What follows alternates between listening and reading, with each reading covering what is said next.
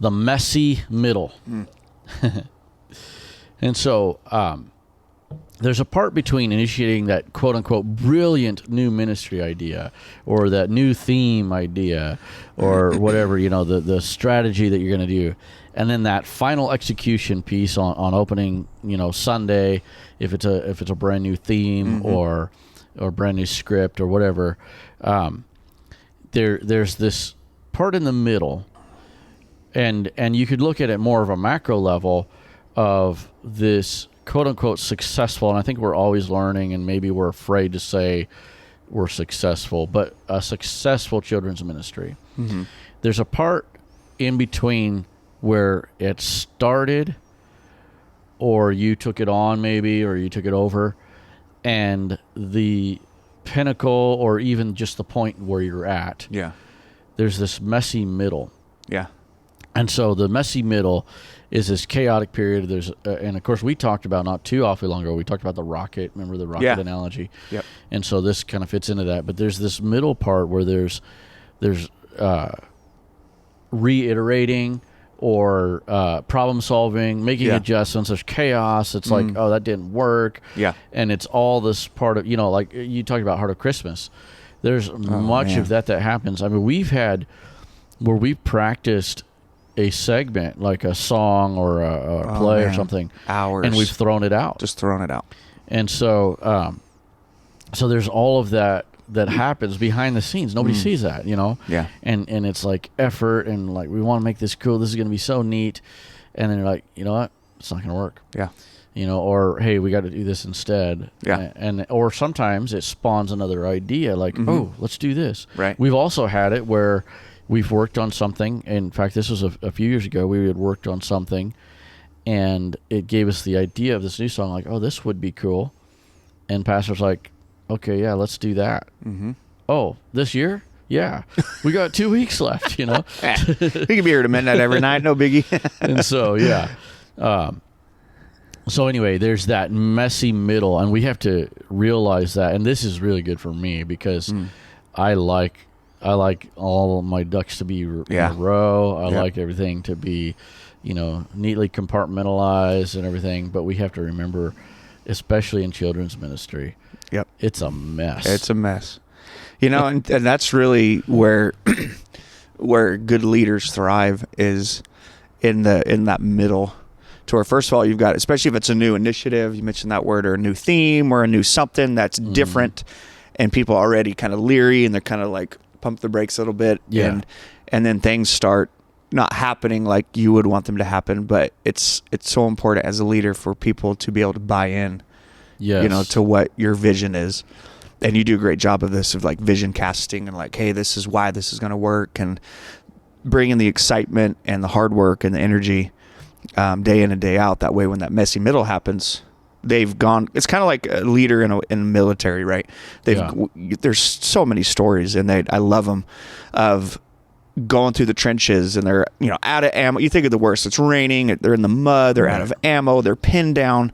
But you've got that leader that just stands up when the bullets are flying. All right, man, let's go. Yeah. And against all odds, they succeed. And the reason why they succeeded, because they bought into that, not because of his title, but they bought into that sergeant or that lieutenant, the commander. Yes. And they were behind him, and that unity just rose, and something great. And we're still talking about it 100 years later. Right, yeah. Not that they had some innate ability. They just bought into the vision and bought into what was happening, and thick and thin, they made it happen. Yeah. Everything rises and falls on leadership. Very true. Yeah, that's so true. There's so many different examples, but one of the things, like what you just said, kind of made me think of is, so if we can expect that there's going to be messiness as a leader, when what you said about when people are like, oh, I don't know about this, I don't know if that's going to work, and then when you have that mess, you got to remember to expect that, because what happens when we're leading something, and we start to see this messiness, or something goes off the rails a little bit, is it gives validation to the naysayers. Yeah. It gives validation to those people that said, I don't know about this. I knew it. Yeah, exactly. I knew that wasn't going to work. And so we need to, and we can't just blindly forge ahead, but we need to forge on knowing that, hey, this is just the messy middle. Yeah. It doesn't necessarily validate all the negative, comments that we've had. This is just, we're pushing through, and we. I mean, I've seen you do that before when things have not worked out. We go backstage, and people are people, and they'll, I hate to say the word complain, but they're like, man, that didn't work out. And they're like, oh, yeah, we'll get it next week. All right, it's all right. No big deal. Yeah, exactly. You got to brush it off. Yeah. Yeah. Got to just keep on going. So I guess we kind of talked about this a little bit, but I put crisis crossroads. Do you like all this alliteration I put in here? I do. So crisis crossroads. So growth is rarely linear. Yes. Or packaged up all pretty and nice. So every Sunday we deal with chaos, and we talk about small c controlled and capital chaos. So we have controlled chaos every Sunday.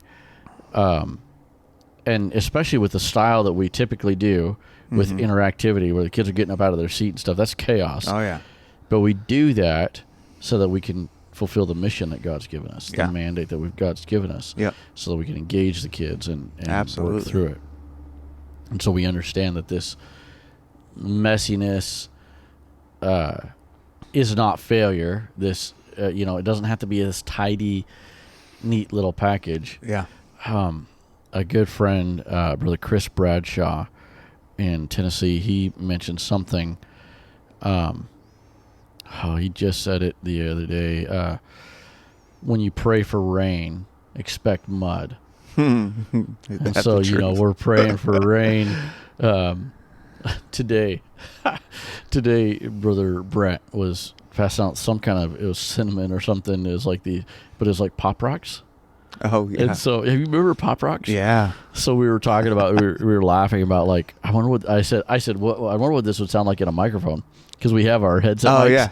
And I was like, yeah, we could be like, I can't remember what he said. Like the sound of a rushing mighty wind, and open your mouth. It's like fire. And so then we were listening, and it was like, well, actually, it sounds more like rain. Like on the roof out here. Yeah, yeah. And so I was like, yeah, the former rain and the latter rain together.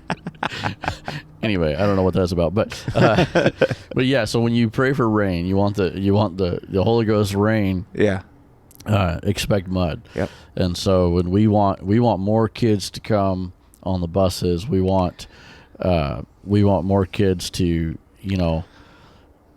worship God and get out of their seats, but expect some messiness. Expect some messiness. Expect a little bit of mud. Yep.